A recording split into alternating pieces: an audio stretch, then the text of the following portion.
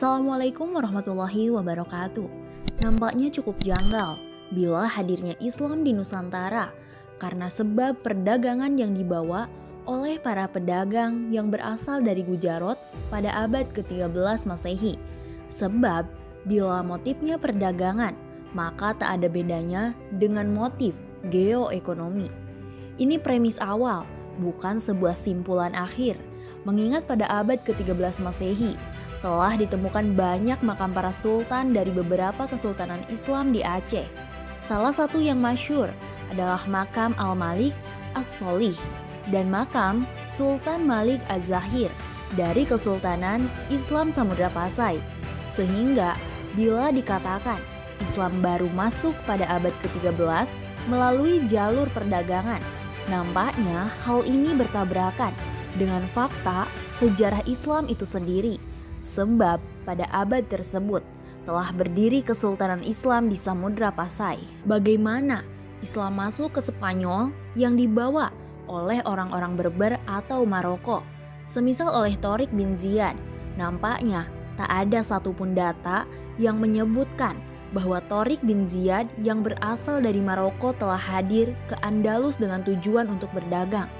Jika kita menilik catatan sejarah dari masuknya Islam di negeri Andalus tersebut, ternyata tidak bisa lepas dari kebijakan dakwah yang diterapkan oleh kekuasaan Islam untuk mengirimkan para da'inya ke semua wilayah dalam rangka menyebarkan dakwah Islam untuk membangun peradaban manusia.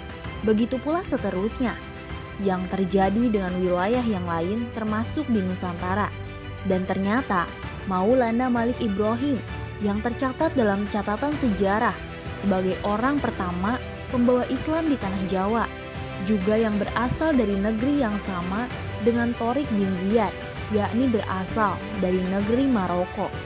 Sekali lagi, bukan simpulan akhir, namun baru mencoba membuka data primer berupa inskripsi yang tertulis dalam batu nisan milik seorang besar yang bergelar Sultan Malik Az-Zahir, seorang sultan yang berasal dari Kesultanan Islam Samudra Pasai. Sultan yang selama berkuasa pernah berjumpa dengan penjelajah Muslim Ibnu Battuta, namanya tertulis dalam buku karya. Ibnu Battuta yang disebut sebagai seorang pemimpin yang mendalam ilmunya dan sangat rendah hati.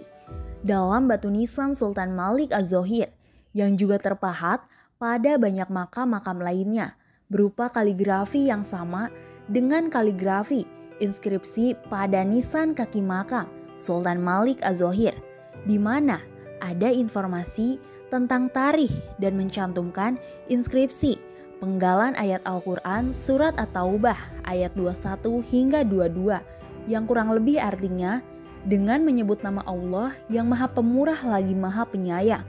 Tuhan mereka menggembirakan mereka dengan memberikan rahmat daripadanya, keridoan dan surga. Mereka memperoleh di dalamnya kesenangan yang kekal. Mereka kekal di dalamnya selama-lamanya. Sesungguhnya di sisi Allah lah pahala yang besar. Menurut Taqiyuddin, seorang sejarawan asal Aceh yang telah banyak melakukan penelitian tentang inskripsi batu-batu nisan di Aceh, mengatakan bahwa untuk memahami ayat yang tertulis dalam inskripsi nisan tersebut, kita akan lebih mudah menemukan jawabannya dari ayat yang sebelumnya.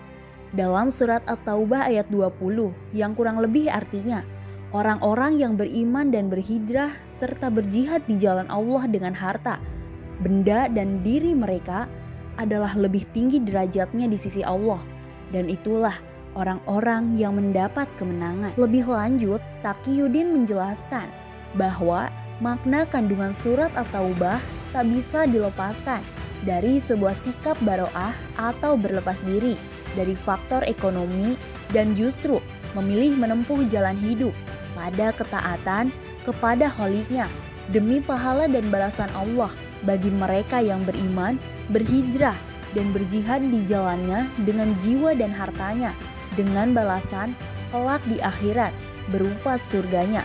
Data inskripsi ini seharusnya mampu menguak fakta tentang motif dari geopolitik oleh para pemimpin Islam kala itu, yakni motif geospiritual. yang menyertai proses Islamisasi di seluruh dunia, bukan karena motif ekonomi, namun karena realisasi dari ketaatan kepada perintah Allah dan Rasul-Nya yang tertuang dalam Al-Quran Al-Karim. Senada dengan temuan ini, Arya Purbaya, peneliti epitaf dan tipologi batu nisan asal Aceh mengungkapkan bahwa bukan karena sebab perdagangan dengan motif ekonomi, Islam itu hadir di sebuah negeri seperti yang digaungkan oleh kaum imperialisme. Namun, karena sebab spirit ketaatan kepada ayat Al-Quranlah proses Islamisasi itu terjadi. Batu nisan Sultan Malik Az-Zohir merupakan salah satu bukti primer tentang motif proses Islamisasi di seluruh dunia yang seharusnya berlaku pula untuk wilayah Nusantara. Lebih lanjut, Arya Purbaya menyampaikan bahwa ketika kita mengkaji sejarah Islam tanpa melibatkan inskripsi teks Arab, bisa menyebabkan kita tersesat. Sebab media informasi pada masa itu semuanya menggunakan teks dalam bahasa Arab yang ditulis dengan bahasa Jawi. Bagaimana menurut kalian? Tulis pendapat kalian di kolom komentar.